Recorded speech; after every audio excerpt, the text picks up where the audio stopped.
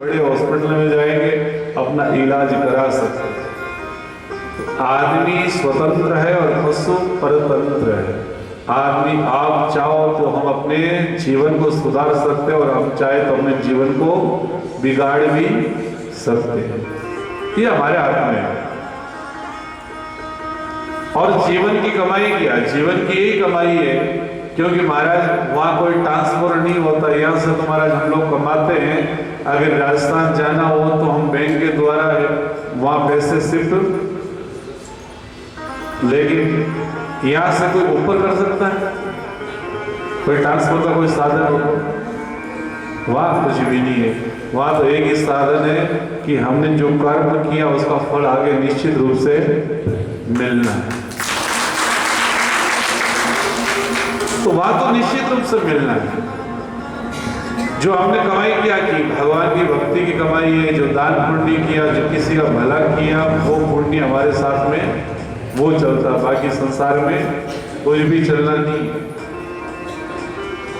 तो सबरी को महाराज कहते हैं प्रथम भक्ति कर संतन कर संगा, दूसरी रति मम कथा प्रसंग। पहला वर्णन करते कि संतों का संग करना, दूसरा है कि मेरी कथा को श्रवण करना, और तीसरा कहते गुरु पद पंकज सेवा, तीसरी भक्ति अमान। कहा कि तीसरी भक्ति क्या, अमान क्या है कि जो अहंकार है ना, अहंकार को दूर करना। हमारे जीवन में क्या अहंकार भरा है।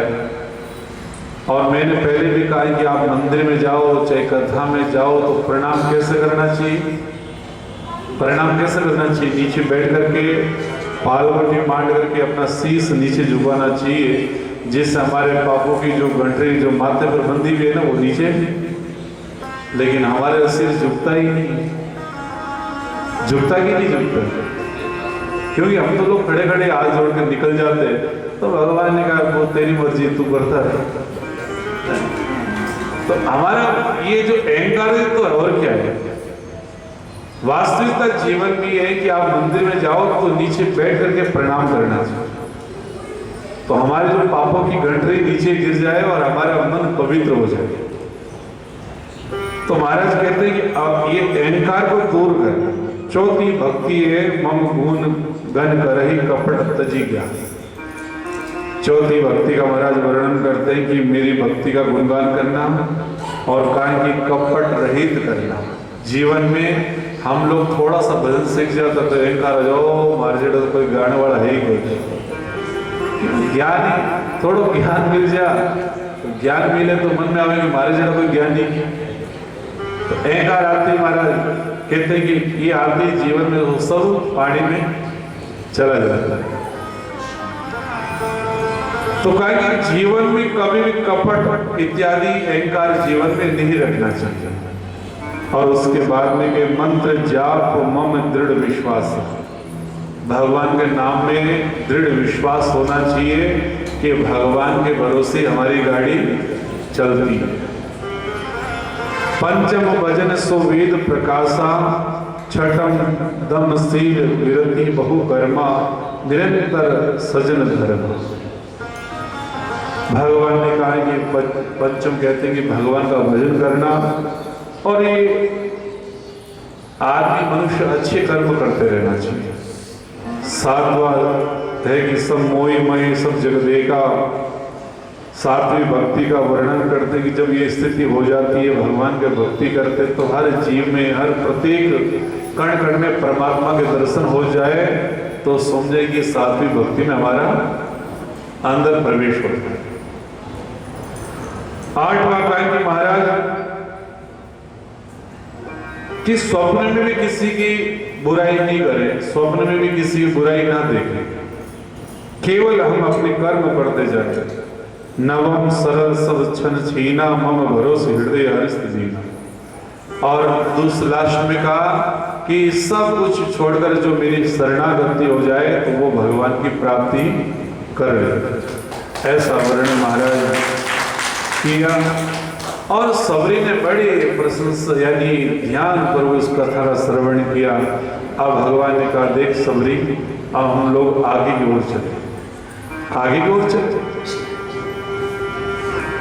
तो सबरी को भगवान ने कहा कि देख हम लोग आगे जा रहे हैं तो हमको रास्ता दिखाओ। जिसने जीवन में कभी अनुभव नहीं है, लेकिन भगवान की कृपा ऐसी होती है कि जो भगवान की कृपा से दिव्य दृष्टि प्राप्त हो जाती है। तो सबरी ने कहा देखो प्रभु आप आगे जाओगे, पंपा सरोवर वहां जाओगे, वहां जाने के बाद में आगे प्रस्थान करोगे, सुग्रीव जी मिलेंगे। और भगवान से सबरी कहती है कि आपको सुग्रीव से मित्रता करनी है। प्रभु ने कहा ठीक है। अब भगवान जाने लगे, उससे पहले ही भगवान से प्रार्थना करती सुग्रीव यानी सबरी भगवान से प्रार्थना करती है प्रभु अब मैं अपने शरीर को त्याग करके आपके सामने आपके ब्रह्मलोक में जा रही हूँ। योगा अग्नि से अग्नि प्रकट करी और इस प्रकार से सबरी ने अपने शरीर को त्याग करके और भगवान के वैकुंठ के प्रस्थान किया। बोले सद्गुरुदेव भगवान महाराज। भगवान राम जी और लक्ष्मण जी आगे की ओर बढ़ते कहते कि पंपा सरोवर के तीर पर पहुंचे, देखा कि निर्मल पानी सुंदर सरोवर है। सरोवर के 4 घाट है, वहां कोई जाति पाति का भेदभाव नहीं है, सब लोग आकर के स्नान करते थे। और इस प्रकार से भगवान ने वहां गए, दोनों भाइयों ने महाराज पंपा सरोवर में स्नान किया, भगवान ने राम जी ने और लक्ष्मण जी ने। स्नान करने के बाद में महाराज तुलसीदास जी महाराज कहते हैं इस प्रकार से बड़ा ही रमणीय स्थान था, जहां मोर नृत्य कर रहे हैं, कोयल कुकू कर रही है और दोनों भाई महाराज वहां बैठे। और उसी समय घूमते घूमते महाराज कहते कि नारद जी महाराज पहुंच जाते हैं। नारद जी महाराज जाकर के भगवान के चरणों में प्रणाम किया, भगवान के चरणों में प्रणाम करके और भगवान कहने लगे सब ठीक है। बोले हाँ प्रभु सब ठीक है। नारद जी ने प्रणाम करके कहा प्रभु मुझे राम नाम मंत्र की दीक्षा दो और मैं इस मंत्र का जाप करूं। यद्यपि प्रभु के नाम अनेका श्रुति कहे अधिक एक के एक। भगवान के नाम तो अनेक है, लेकिन भगवान का जो नाम एक से बढ़कर एक है। आकर के महाराज भगवान ने उन्हें राम मंत्र की दीक्षा देते हैं और उसके बाद में नारद जी ने कहा प्रभु एक बात कहो। भगवान कहने लगे कहो नारद जी क्या बात है। बोले प्रभु मेरे मन में एक शंका है। नारद जी महाराज ने कहा कि मेरे अंदर एक शंका है, आपने गुरु दीक्षा तो दी लेकिन प्रभु आपने मेरे साथ एक छल किया था, याद है आपको? बोले कौन सा? बोले कि मैंने हरि का रूप माना लेकिन आपने मुझे बंदर का रूप दे दिया। तो इसलिए प्रभु आपने ऐसा क्यों किया? भगवान ने कहा एक बात कह दूं? बोले हाँ कि मैंने बंदर का रूप एक दिन के लिए दिया और अगर विवाह कर ले तो जिंदगी भर बंदर की तरह नाचना, जिंदगी भर बंदर की तरह नाचना पड़ता, इसलिए एक ही दिन नचा करके तुम्हें सावधान कर दिया। भगवान के मन में आया कि बोले अभी तक ये भावनाएं नारद जी की गई, क्योंकि नारद जी को भी तो अभिमान हुआ था। कहते हैं कि महाराज नारद जी महाराज कहीं घूमते घूमते खूब दिन हो गए ना, तो सोचा है कि अब एक जगह बैठ करके भगवान की भक्ति करूं, एक जगह बैठ करके भगवान की भक्ति करूं। तो नारद जी महाराज हिमालय पर जाकर के और साधना करने लगे, बैठ करके भगवान का भजन करने लगे और पढ़ते करते खूब दिन बीत गए। इंद्र को घबराहट हुई, कहीं नारद जी महाराज की तपस्या पूर्ण हुई नहीं और इंद्र पद मांग लिया तो फिर मेरा तो राजपाट सब चला जाएगा। तो उस समय कामदेव को भेजा इंद्र ने। इंद्र कामदेव जाकर के महाराज खूब प्रयास किया, लेकिन फिर भी कहते कि नारद जी महाराज की समाधि नहीं टूटी।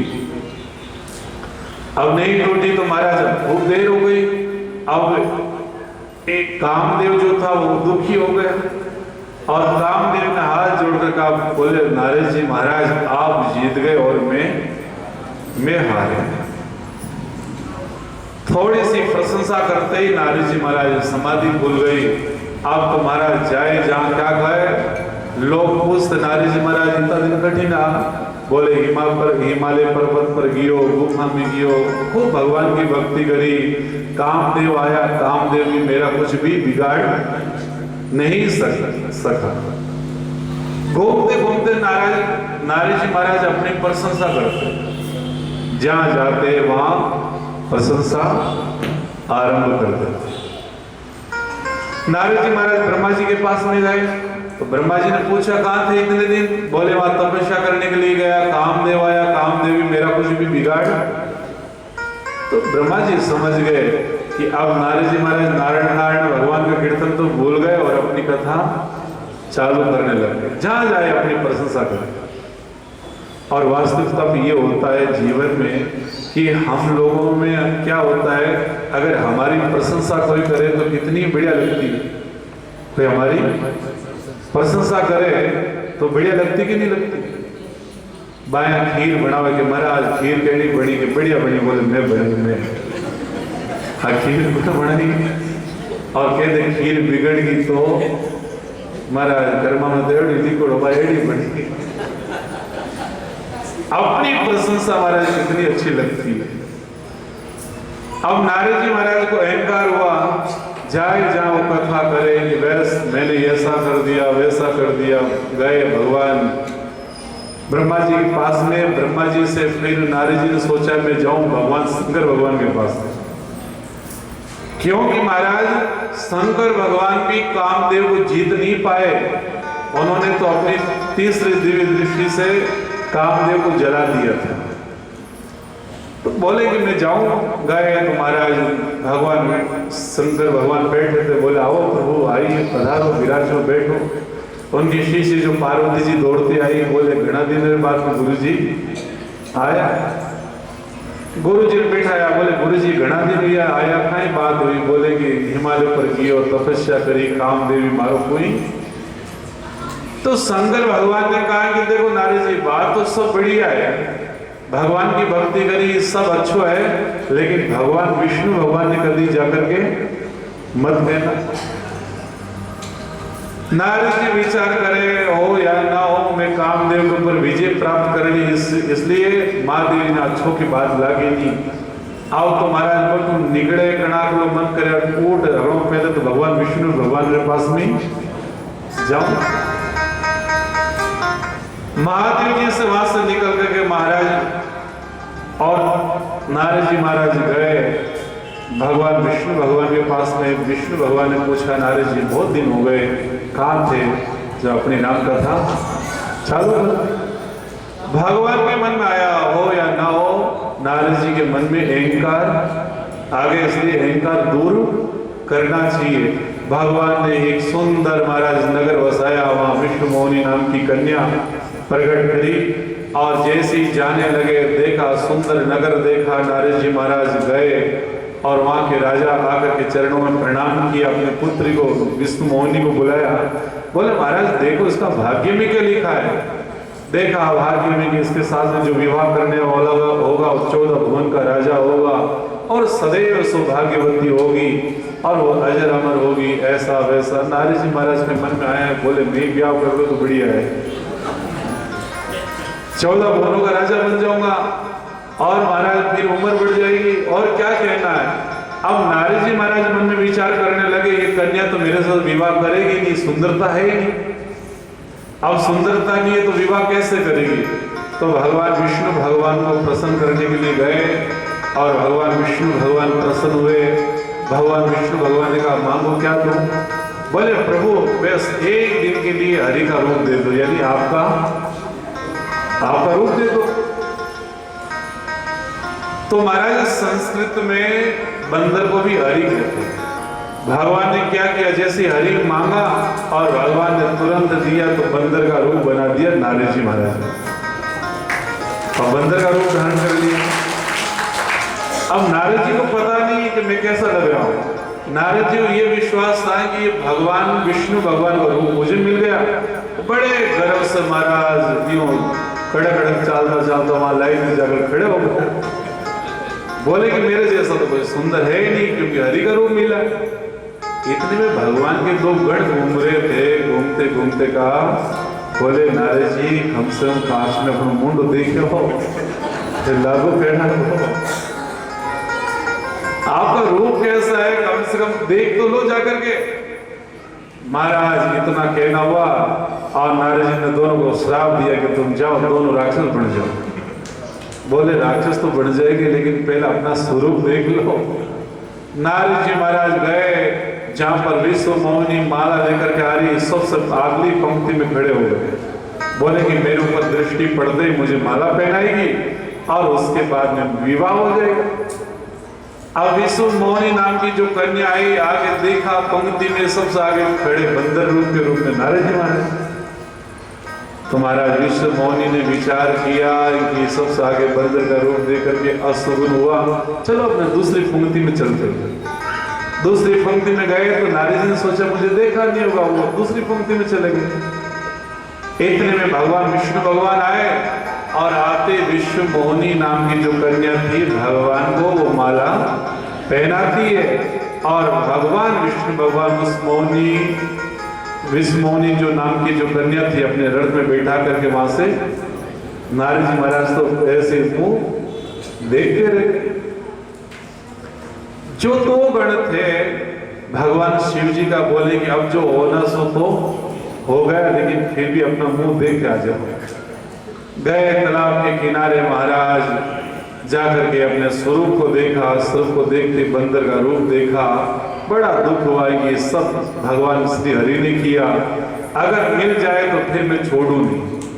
इतने में भगवान तो अपनी लीला कर ही रहे थे, भगवान रथ लेकर वहीं प्रकट हो गए। भगवान को देखा, विश्व मोहिनी को देखा, अब तो महाराज शरीर धूजने लगा और नारद जी महाराज ने श्राप दिया कि जाओ मैं श्राप देता हूँ कि जिस प्रकार से मुझे विश्व मोहिनी नाम की कन्या से जिस प्रकार से मुझे दुख दिया, एक दिन तुम्हारी भी जो पत्नी का हरण हो जाएगा और तुम भी मानव का रूप धारण करके वन वन में भटकना पड़ेगा। ये श्राप नारद जी ने दिया। नारद जी महाराज ने ये श्राप दिया तो भगवान ने कहा कि मुझे स्वीकार है। तो आज भगवान से कहने लगे प्रभु आपने बड़ी कृपा करी, तो भगवान ने कहा कि एक दिन बंदर बना करके तुम्हें नचाया, लेकिन ब्याह होकर तो जिंदगी भर ऐसे नाचना। भाई जीरा ब्याह हो रहा है तो आप लोगों ने बात नहीं कहो, आप तो सब बड़ी हो, आप तो सब सजन आदमी हो और भगवान का परम भक्त हो। लेकिन महाराज कहीं कहीं देखने को मिलता है जहाँ विवाह तो हो जाता है लेकिन दोनों में आपस में बनती नहीं, आपस में 36 का आंकड़ा चलता है। सर्दी का टाइम होगा तो महाराज पति कहता देगा सर्दी ज्यादा है, आज पकोड़े बना ले, वो टेढ़ा चलती, वो 36 का आंकड़ा तो था ही, वो उस दिन श्रीखंड बनाती, ठंडा बनाता।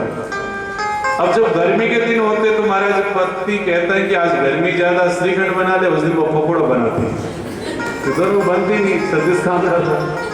लेकिन यहाँ तो आप सब भगवान के भक्त, आप सब पे बनती होगी।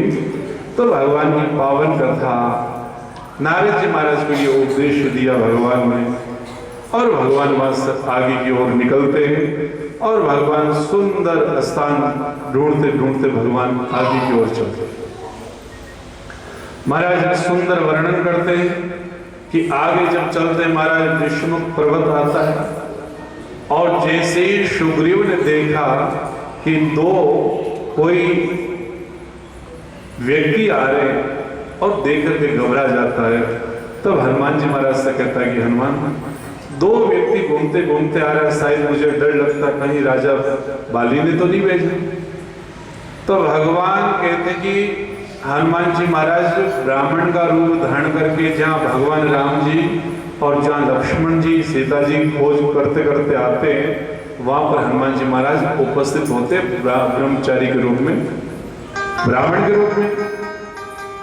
और जैसे भगवान को देख करके कहा, प्रभु आप दोनों जो घूम रहे हो वन में, ऐसा लगता है यार कि शरीर की सुंदरता देख रहे हैं, ऐसा लगता है कि या तो तुम दोनों राजकुमार हो या ऋषि पुत्र हो। क्या कहूं आपको, आपका परिचय क्या है?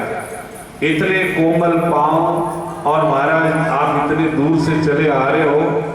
तो हनुमान जी महाराज ने पूछा तो भगवान ने कहा, राम जी ने, कि मैं अयोध्यापति दशरथ जी महाराज का पुत्र राम हूं और ये मेरा छोटा भाई लक्ष्मण है। इतना कहना हुआ और हनुमान जी महाराज ने भगवान के चरणों में प्रणाम किया, चरणों में गिर पड़े। हनुमान जी महाराज ने चरणों में प्रणाम किया। अब राम जी कहने लगे, तुम्हारा क्या परिचय है? बोले, प्रभु हद हो गई, शायद मैं आपका सेवक हूं, मैं तो भूल गया, लेकिन आप अगर भूल जाओगे तो मेरा क्या होगा, मेरा क्या होगा? तब कहा कि मैं पवन पुत्र हनुमान हूं। और भगवान ने कहा, ये तो मेरा सेवक है। अब भगवान कहने लगे कि तुम कहाँ रहते हो? तो कहा कि सुग्रीव है और सुग्रीव के पास आप चलो और उससे मित्रता करो। तो भगवान ने आज्ञा दी। अब महाराज लक्ष्मण जी कहते हैं कि महाराज हनुमान जी का पहली बार मिलना हुआ राम जी से। राम जी ने कहा कि तो लक्ष्मण से भी बढ़कर के मेरा सेवक है, तो भक्त है। लक्ष्मण जी ने कहा, हद हो गई, पहली बार मिले और इतने सालों से मैं ऐसी भक्ति करता रहा जो पानी में सब, लेकिन पहली बार मिलते ही कितनी बड़ी उपमा दे देंगी, तेरे से बड़ा कोई भक्त नहीं। हनुमान जी महाराज की ऐसे प्रशंसा देख करके लक्ष्मण जी को थोड़ा मंद तो लगा। भगवान ने कहा, कोई बात नहीं, मन में कैसे समय आने दो। अब महाराज हनुमान जी कहते हैं कि सुग्रीव से मित्रता करेंगे तो पर्वत पर जाना। भगवान ने कहा कि हम बहुत दूर से आए, थक गए। तो भगवान ने कहा, हनुमान जी ने, चिंता करने की क्या बात है, सवारी आगे खड़ी है, आप दोनों विराजो और मैं तुम्हें बिठा करके पर्वत ऊपर लेकर जाऊंगा। एक तरफ तो भगवान राम जी बैठे और दूसरी तरफ लक्ष्मण जी बैठे और जय जयकार किया और हनुमान जी महाराज उड़ पड़े। अब उस समय महाराज लक्ष्मण जी को ज्ञान हुआ कि मैं तो केवल पृथ्वी पर सेवा करता रहा, लेकिन हनुमान ने तो सबको दर्शन करवा दिया ऊपर बैठा करके। तो महाराज धन्य हनुमान जी महाराज, सब समझ में आई कि हनुमान से बड़ा कोई भक्त राम जी का हो नहीं सकता। गए तो महाराज सुग्रीव ने प्रणाम किया। अब भगवान कहते हैं कि सुग्रीव के साथ में मित्रता होती है। भगवान ने कहा कि तुझे क्या कारण से तू यहाँ पर्वत पर रहता? बोले कि मेरा भाई बाली था, एक दिन कोई राक्षस आया और ललकार करी तो महाराज वो युद्ध करने के लिए चल पड़ा और महाराज दोनों लड़ते लड़ते गुफा में चले गए। और गुफा में जाने के बाद में मैं बाहर खड़ा रहा और मेरे भाई ने, बाली ने कहा कि 15 दिन इंतजार करना, अगर नहीं आऊं लौट करके तो समझना मेरा भाई हमेशा के लिए चला गया। 1 महीने तक मैं इंतजार करता रहा, जब नहीं मिला, नहीं आया तो मैं वापस आया तो मंत्री लोगों ने मुझे राजा बना दिया। और इस प्रकार से समय बीतता गया। एक दिन राजा बाली वो वहां आकर के मुझे देखा, मुझे मारने के लिए दौड़ा और मैं आकर के इस पर्वत पर रहने लगा। लक्ष्मण जी ने विचार किया कि भगवान भी कहीं कहीं गलती करते थे। भगवान, सुग्रीव में कोई गुण नहीं है। सुग्रीव महाराज कहते हैं कि महाराज एक तो कायर और दूसरा महाराज लोभी और तीसरा महाराज कहते हैं कि महाराज जो पत्नी की रक्षा नहीं कर पाया तो वो सीता जी की क्या खोज करेगा। भगवान राम जी से पूछा, प्रभु कम से कम कोई अच्छे इंसान से तो मित्रता करनी चाहिए। तो भगवान ने कहा कि सुग्रीव से 3 कारण से मेरी मित्रता करेंगे। 3 कारण है। एक तो महाराज वो कारण है कि जो सबरी ने कहा था भगवान राम जी को, आपको किससे मित्रता करनी है? सुग्रीव से। तो महाराज अगर सबरी भक्त है तो उसने कहा तो कोई ना कोई कारण जरूर होगा, इसलिए मैंने मित्रता की। दूसरा कारण, हनुमान जी महाराज ने भगवान राम जी से कहा मित्रता करने की, क्योंकि भगवान के परम भक्त हनुमान जी महाराज है।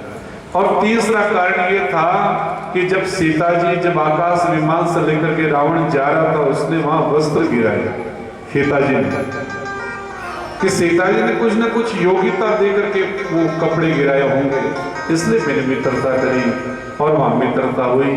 आगे की कथा हम लोग आगे कल श्रवण करेंगे। भगवान की पावन कथा एक भजन लेते हुए पूर्णावती की ओर चलेंगे।